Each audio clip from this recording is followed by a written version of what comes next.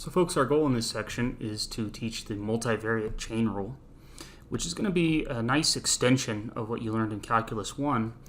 But before we do so, I think that you guys might have an intuition for how to work with some of these functions. And so in this first problem, I'm going to let you use your Calc 1 knowledge coupled with our partial derivative skills that we've been developing.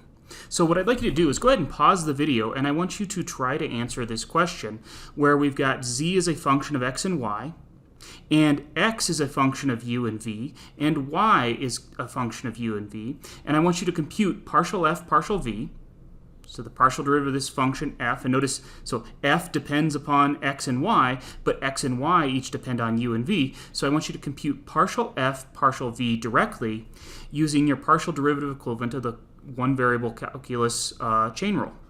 So pause the video and give it a shot.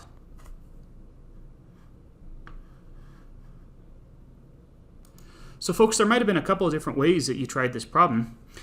One way, which is a correct way to do this problem, although it's not the skill that we want to learn in this section, one way to do this is to simply do all of the substitution steps. So if we've got z could be written as, well, it's this function x squared plus y squared.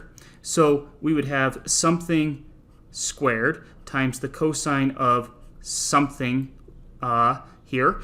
And in place of x, we're going to put the expression u squared plus v cubed.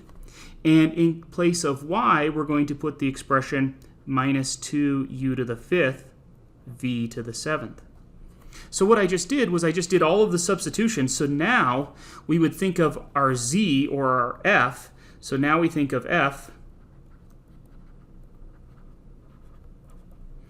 as a function of u and v.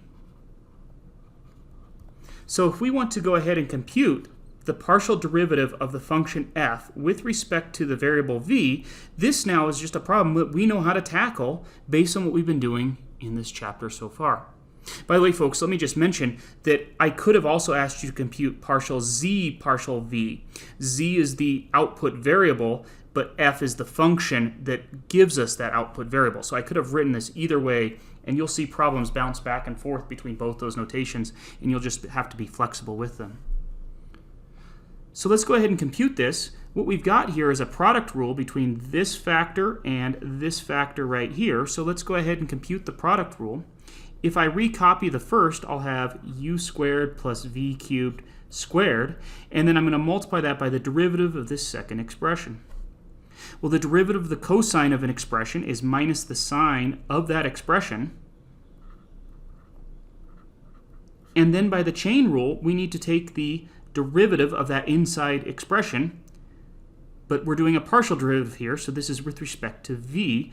So this the partial derivative of this inside expression here with respect to the variable v would be minus 14 u to the fifth v to the sixth. So then just keeping track of things, there is my first, if we label that as the first, and there's the second. And then here I have the derivative of the second.